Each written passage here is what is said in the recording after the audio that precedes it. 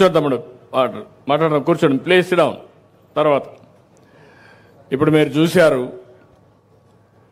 నేను ఎన్నో రోజుల నుంచి వర్క్ ఫ్రమ్ హోమ్, ఇంటి దగ్గర కూర్చొని పనిచేసే విధానానికి శ్రీకారం చుట్టాలని మాట్లాడుతున్నాను. ఎన్నికల్లో కూడా దాన్ని ఒక నినాదంగా తీసుకొని నేను చెప్పాను.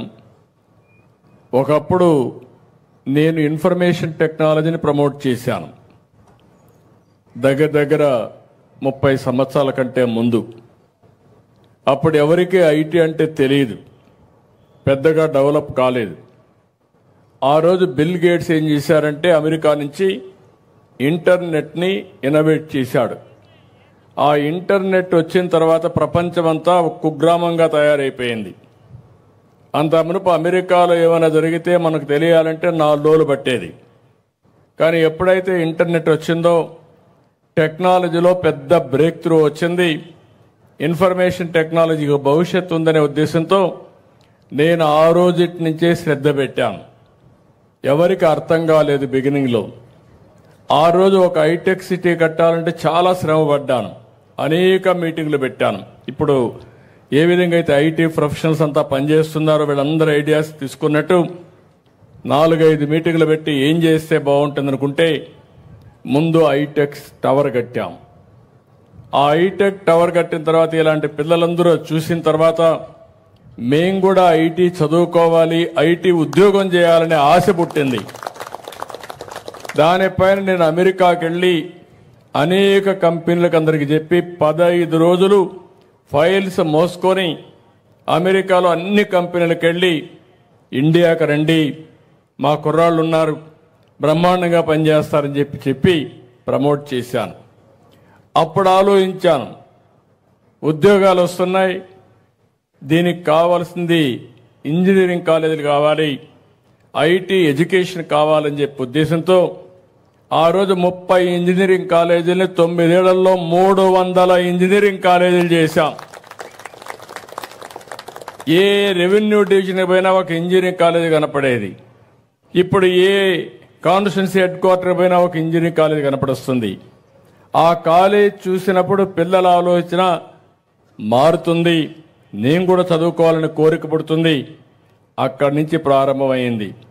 ఈరోజు మీరు చూస్తే అమెరికాలో నేను ఎప్పుడూ చెప్పేవాడిని, ఇప్పుడు మన పిల్లలు ఇక్కడ చేస్తున్నారు, చాలా వాళ్ళు చూస్తే గర్వపడుతున్నా నేను.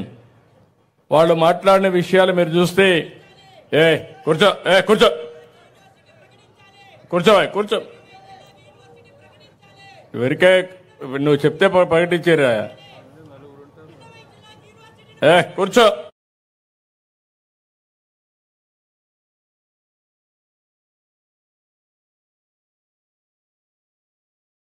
థింకింగ్ ఉండే కుర్రాళ్ళు ఉన్నారు, కొంతమంది చెడగొడతా ఉంటారు. ఇదే పని వీళ్లకు, మనం ఏం చేయలేము. వాళ్ళ విధానాలు కూడా ఇట్లే ఉంటాయి. ఇప్పుడు మనం అందరూ కూర్చుంటే 1-2-3 వచ్చి ఈ పని చేస్తారు వాళ్ళు. ఇంకా ఒక రాబోయే రోజులు కూడా ఇట్లా పనులు చేస్తూనే ఉంటారు. వీళ్ళకి ఒక విధానం ఉండదు, మనం ఏం చేయలేము. వాళ్ళ మైండ్లు ఖరాబ్ అయిన తర్వాత మనం ఏం చేయలేం, కానీ వాళ్ళు వదిలిపెట్టేయడం మంచిది. ఇప్పుడు మీరు చూసిన మంచి ఏదైనా ఉంటే ఆ కుర్రాడు భవిష్యత్తు ఉండాలంటే వీళ్ళు చూసి నేర్చుకోవాలా. పోకి రోడ్డు మారికి తిరిగితే లాభం ఏంటి, ఏమొస్తుంది అతనికి? వీళ్ళు ఇంటికాడ కూర్చొని ఒక 20,000 50,000 ఇంటిని సంపాదిస్తారు, తల్లిదండ్రులు చూసుకుంటున్నారు. మీరు కూడా ఆ పని చేస్తే సంతోషపడేవాడిని. అదే మాదిరిగా ఈరోజు నేను అది చెప్పిన తర్వాత అమెరికాకు మన వాళ్ళు వెళ్ళి ఈరోజు మీరు చూస్తే అమెరికాలో ఉండే అమెరికన్స్ తలసరి ఆదాయం $60,000 అయితే ఇలాంటి మిరాకిల్ లాంటి మన పిల్లలు అమెరికాలో ఉన్నారు, వాళ్ళ ఆదాయం చూస్తే $1,20,000 అంటే వాళ్ళకంటే 2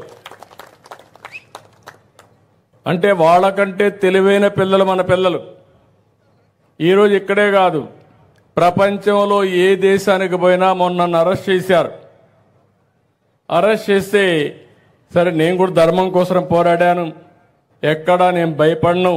భయం అనేది నా జీవితంలో ఎప్పుడూ లేదు.